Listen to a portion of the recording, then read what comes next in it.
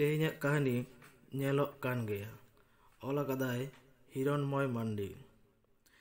लई कथा जो आसे बांग कुकमु कथा सारी आसे बांग नॉय नौकान आखिर कथा दो अकय अहबन लई किया मेनखान रॉल घुटू रागदा तेहेñ दो आया उइहर लई आर कुकमु कथा सारीगे जोआव सारी आकाद ताया।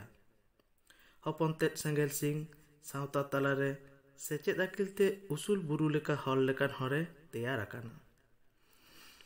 जहाँ खातिर रॉल घुटू सेंगेल सिंह तेहेñ दो आतो दिसोम खेरवाल सावतारेन खेरवाल को बांको ओरोमिया ओनकान हर दो जानिज बानुक कोआ।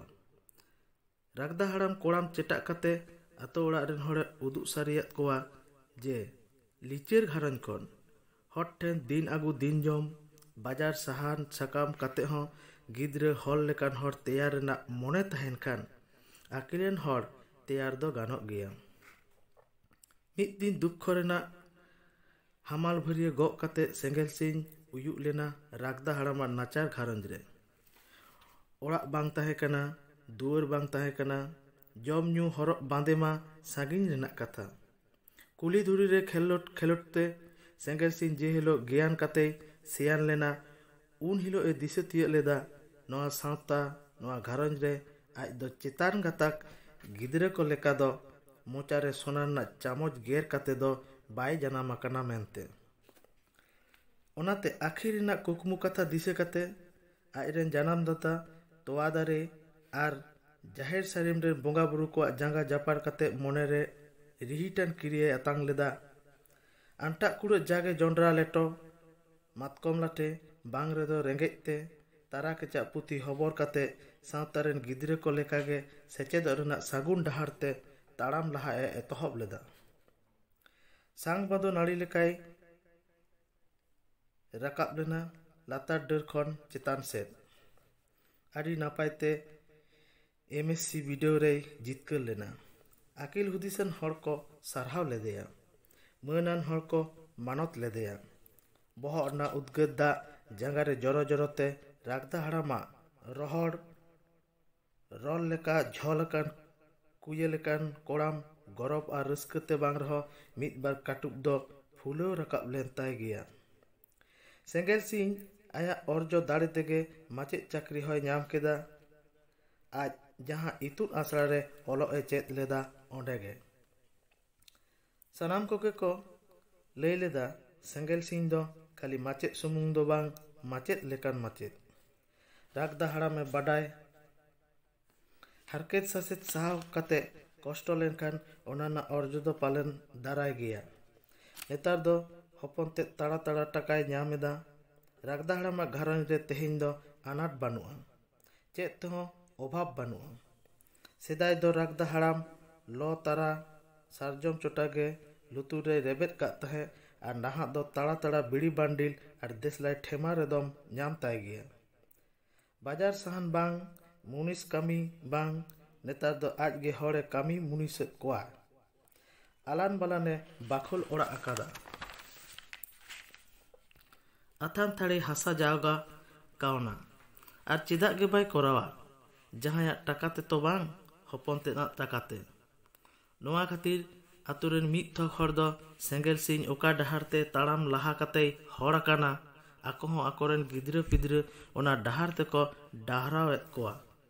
आर मिद थक हर दो सेंगेल सिंह नेलते हिसके हुलुंग तेको हेंजेल गेंजेलोग काना बाड़िज मेद तेको नेले काना। ता नेल होचो आनको बुगे जिनिस बुगे लैते जहाँ दिल दाड़ी तेको खाटोआ हर हिसके आर हर बाड़िज मोनेगे जहाँ धरम ओनकान हर दो सेंगेल सिंह नेलते बाड़िज को मोने रहो रागदा हाड़ाम आदो तेहेñ चेद हो बांग चिकत ताया। आलान बालान ओड़ा दुआर टाका पैसा सेंगेल सिंह चाकरी सानाम आगे होय आकाना मेनखान ओका ठेन चो नित घाटती मेनाग गया। नोते सेंगेल सिंह हो पे पुन सेरमाय चाकरी पुराव केदा उमेर हो आदो बाय तांगिया। ओनाते हन किमिन आगुगे रागदा हाड़ाम दो ओरा बोराय धुरावेना। कुड़ी गिद्रे होय गोटा ठीक केदेया आपातेद बाकुड़ा रे चाकरिया ओंडेगे ओड़ा दुआर आकादा। कुड़ी गिद्रे हो ओलग पढ़ाव से ñel तेहों बाय खाटोआ। बार बोया आकिन मिदटांगे कुड़ी ओना लेका तेगे सार सागुन टाका चाल बापला माहा को नेडा गोटा काते आतो माझी मोड़े हर दुरुब तेंगो तलाते गिरा तोहनो होई सतेना। सागिन बापला नाहा मा बास गाड़ी बेगर माझी गोडेत मोड़े हर से बरियत को चला बांग करे बेना। ओनाते सेंगेल सिंह बांग दो बास गाड़ी आकात गयाय। नेडा गोटा दिन सेटेरेना। सेंगेल सिंह छामडा लातार रे सुनुम सासांग को अजक केदाय। सागे बरियत तुंदा टमाक राजन बाजन धुती दाहरी कते सेंगेल सिंह मोहडायना।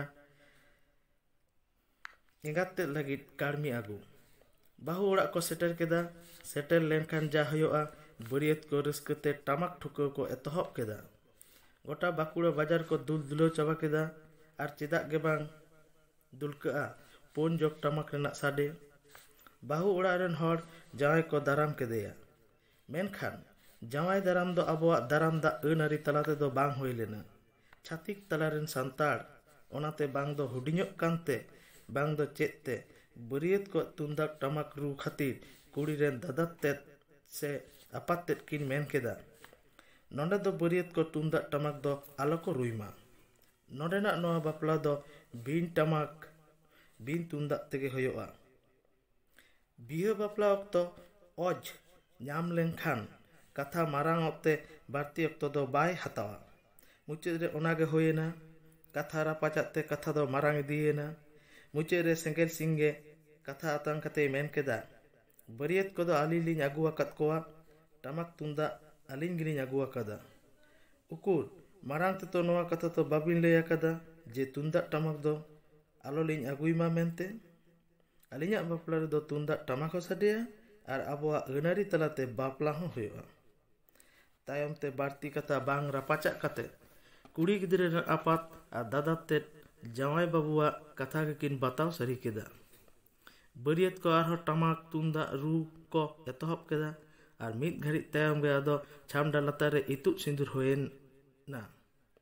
मेनका ओंडे हो ñेलेना बेसुगुड़ान अनारी। बाहु अपदा कथा लगाते बापला दो बांगमा धूप धुड़ो बाम रे मंत्र पढ़ाव तलाते होयोआ। साला दाड़ी हो बांग आर दौड़ो चेतान रे इतुद सिंदूर मा बांगे।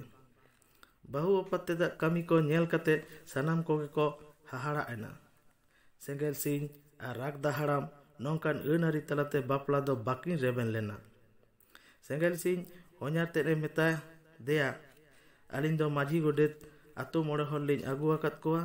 छामडा लता दौड़ो चेतान रे हपन राबिन इतुद हचो आलिंग खान बोगे आर बांग खान नौकान अनारी आते दो अहलिंग बापला कोआ। कुड़ी गिदरे रेन आपात जखने बुझ तियोग केदा बांग खान गे जखन बांग उन दो भाड़ा आगु लेदे बामड़े हय लागा नीर केदेया।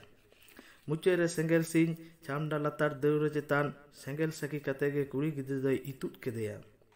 कथा तहे कना बांगमा बाहु आपात तेत बरियत को दोय जम हचो कोआ। सानाम लेकान कामी हो सत लेना।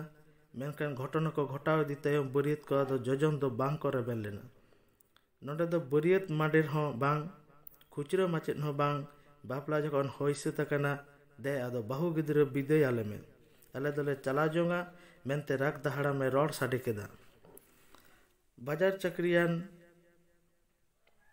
साब तिंगु माझी गोडेत हको साहा सांगिनेना बाहु रेन आपाता कामी को ñेल कते।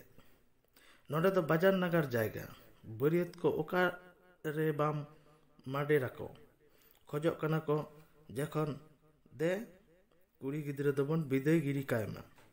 बिदाय लगी सनाम लेकान कामी सत रेना ओरा बोरा कना। कुड़ी रे आपात तेत हपन रात लगी आलमारी टीवी फ्रिज गितिजा जिनिस को कुरो कुरो कमिया को बरियत को बास गाड़ी चितान रे लादे हचोयत कोआ। ठीक उनकान अक्तो रे होñार तेत कामी को ñेल कते सेंगेल सिंह मेन केदा नोआ को दो चेत आर चेदा गे बांग गाड़ी रे दो बिन लादे एदा। होñार ते एतला केदा जहानात दो बांग कना बाबा नोआ दो हपन राñ जिनिस हपन राñ लगी लिंग को लेदा। सेंगेल सिंह कथा चेतान कथा बांग मेन कते बाय तहे दारेयादा। ओनाते मेन केदा हपन राम नितो दो आलिनिज हर उनी चेत तिलिंग सजावेया चेत तिलिंग जिनिस पतिया ᱚᱱᱟ ᱨᱮᱱᱟᱜ ᱟᱸᱜᱤᱵᱷᱟᱨ ᱫᱚ ᱟᱹᱞᱤᱧᱟᱜ, ᱟᱹᱵᱤᱱᱟᱜ ᱫᱚ ᱵᱟᱝ। ᱚᱱᱟ ᱛᱮᱞᱤᱧ ᱢᱮᱛᱟᱵᱤᱱ ᱠᱟᱱᱟ ᱜᱟᱹᱰᱤ ᱨᱮ ᱞᱟᱫᱮ ᱟᱠᱟᱱ ᱡᱤᱱᱤᱥ ᱯᱟᱹᱛᱤ ᱠᱚᱫᱚ ᱫᱮ ᱟᱬᱜᱚ ᱦᱚᱪᱚ ᱠᱚᱵᱤᱱ।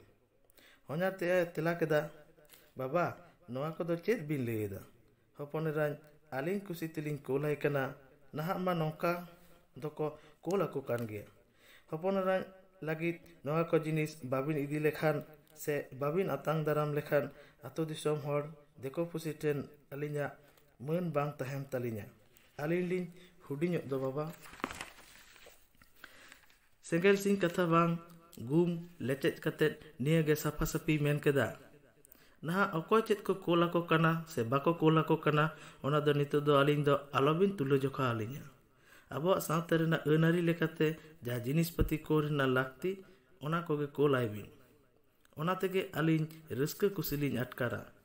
ᱡᱤᱱᱤᱥ ᱮᱢᱚᱜ ᱞᱟᱹᱜᱤᱫ ᱵᱤᱱ ᱨᱟᱜ ᱴᱷᱟᱠᱚᱜ ᱠᱟᱱᱟ, ᱪᱮᱫ ᱮᱢᱚᱜ ᱡᱤᱱᱤᱥ ᱢᱮᱱᱟᱜ ᱛᱟᱵᱤᱱᱟ?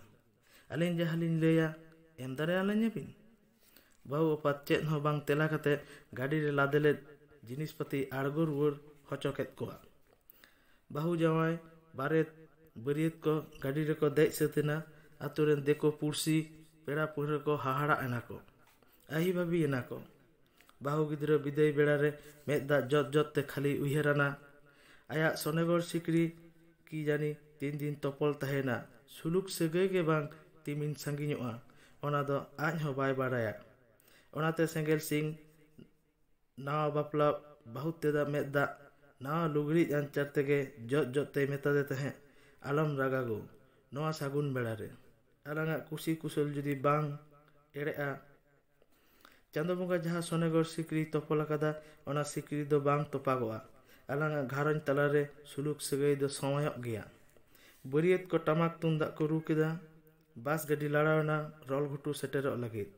ᱢᱮᱱᱠᱷᱟᱱ ᱵᱟᱯᱞᱟ ᱤᱫᱤ ᱠᱟᱛᱮ ᱡᱟᱦᱟᱸ ᱪᱤᱠᱟᱹ ᱟᱠᱟᱱ ᱛᱮᱦᱮᱧ ᱥᱮᱸᱜᱮᱞ ᱥᱤᱝ उनी बहु आतेगे आकिना घारंज तलारे सुलुक सगई दो रेंद बेंद किन एटेट एसेट आकादा मेकन सेंगेल सिंह होनाते चिदा चो तेज हबिज हो बाला सका ओड़ा दो बाय लेबे रुवर दारे का गया आतो दिसोम जखन सेंगेल सिंह बापला इदी कते कथा पासनाव लेना अकोय दो चिदा चो सेंगेल सिंह को सरहाव लेदेया आर आदम को दो सिरबोई रोड कते को रोड हुही लेदेया आर मिद थक हर दो को लई लेदा नोआ ससनो नौकान गया नहा नोआ सावतारे नौका दो नेलोक कान गया।